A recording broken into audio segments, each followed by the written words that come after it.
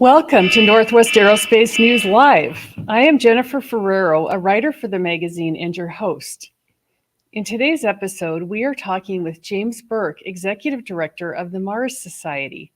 Let's welcome today's guest, James. James, thank you for coming on the show. We look forward to learning more about Mars Society and what the group does and what you have planned for the future. James, I understand that the Mars Society has been around since 1988, founded by Dr. Robert Zubrin. Please tell me about your journey of joining and your recent appointment to Executive Director. Yes, it's very exciting. I've been a part of the Mars Society back since the mid-90s when I read Robert's book, The Case for Mars. Very influential book. It talked about a new approach to sending a human mission to Mars where you would actually live off the land, so to speak, by using some of the resources on Mars to make your own rocket fuel for the return journey. And so, I read the book and I was very excited about the possibility of a human Mars mission, had been interested in space my whole life. And I found out about the Mars Society getting started back in 1998. And I joined, and I've been a volunteer ever since. I have been leading our chapter in Seattle since those days. We've done a lot of great local events at the Museum of Flight and the Pacific Science Center. More recently, showing a virtual reality project that I've been working on that lets people walk on Mars, in virtual reality.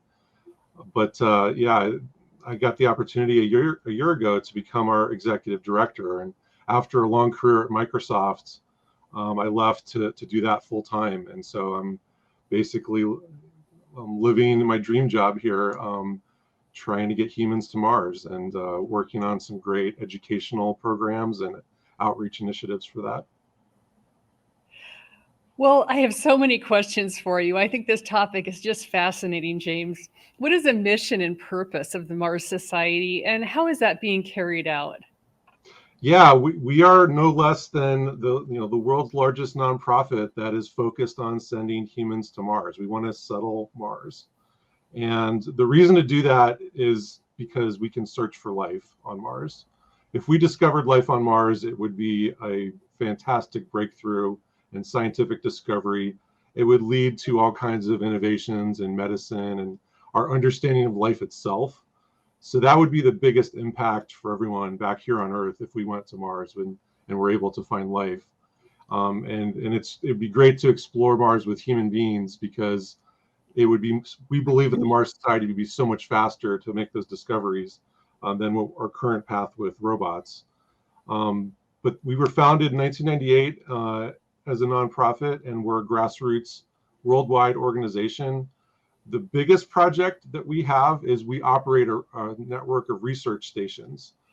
There's one in Utah called the Mars Desert Research Station, and that's a place where we've had over 1,500 crew members, over 280 crews over the last 20 years.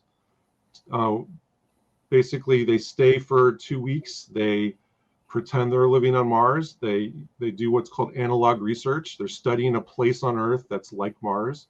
And so we often have researchers in the fields of biology and geology, wilderness medicine, but lots of other multidisciplinary scientists have come out to the station.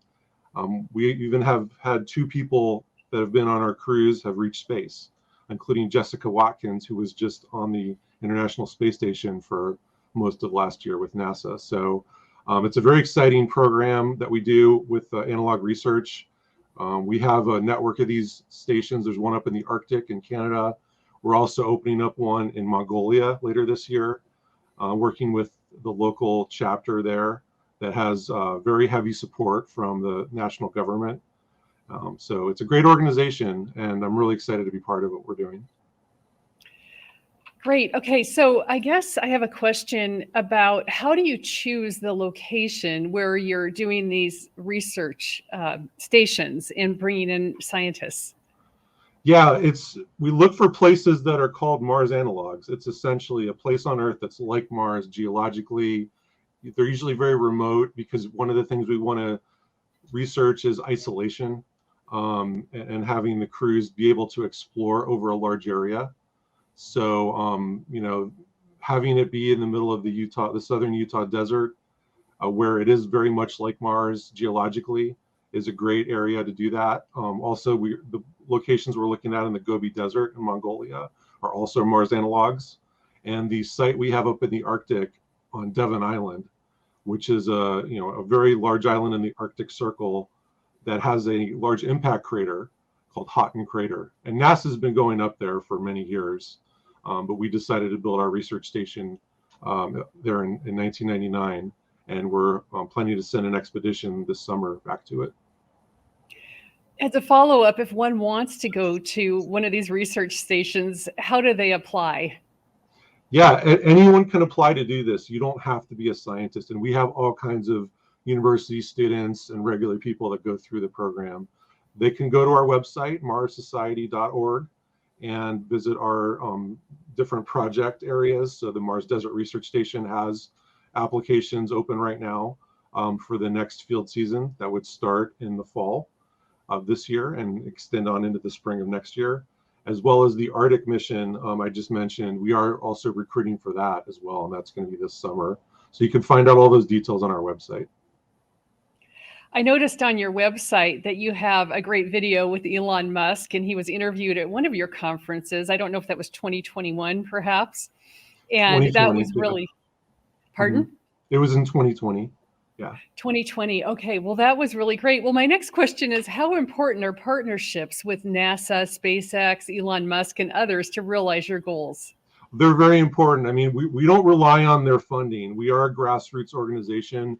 Most of our funding comes from small donations and small grants that we get.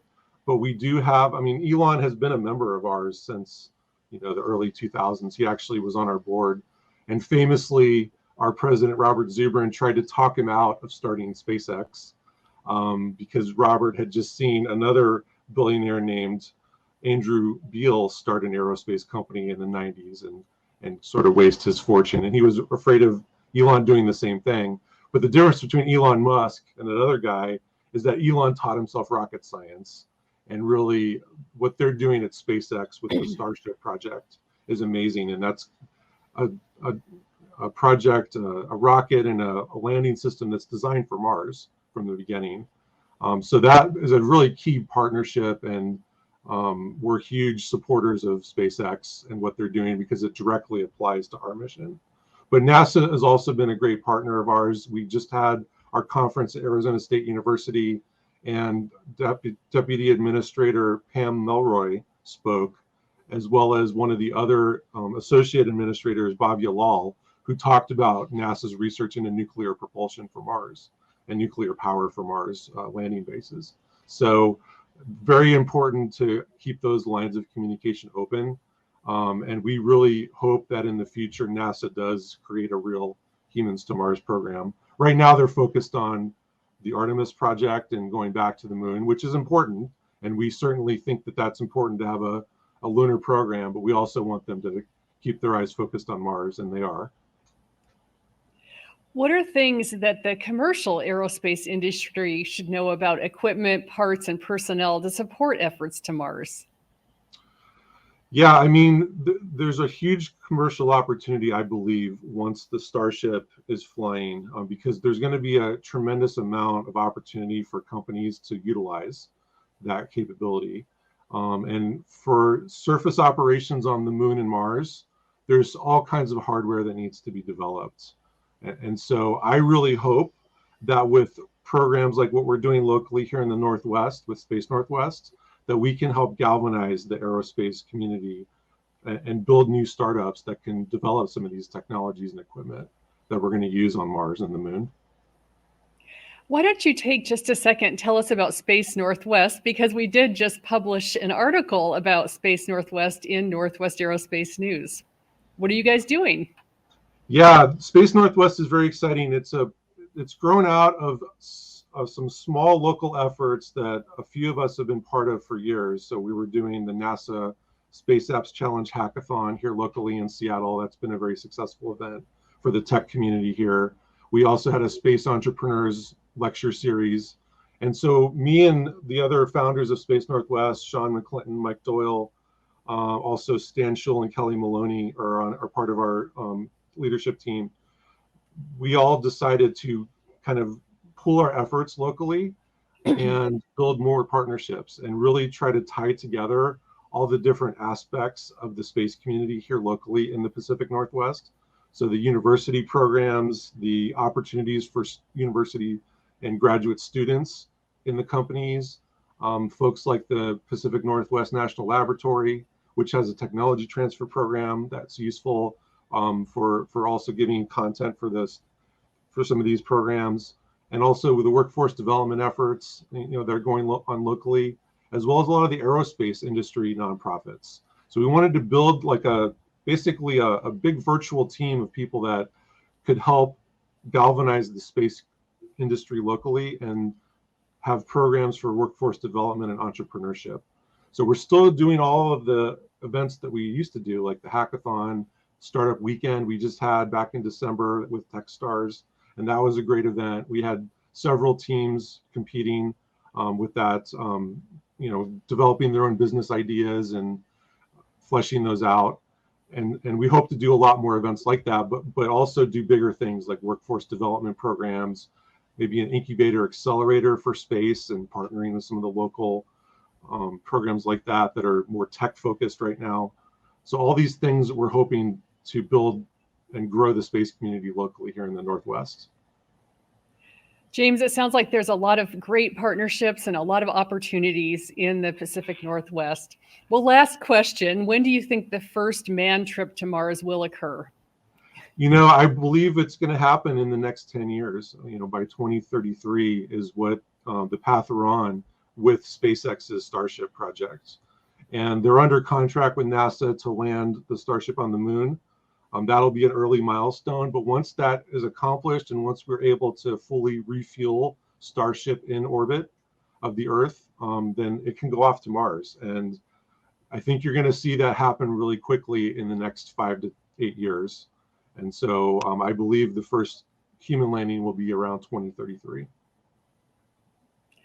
James, thank you so much for coming on the show today. It's been a pleasure. Thank you for having me.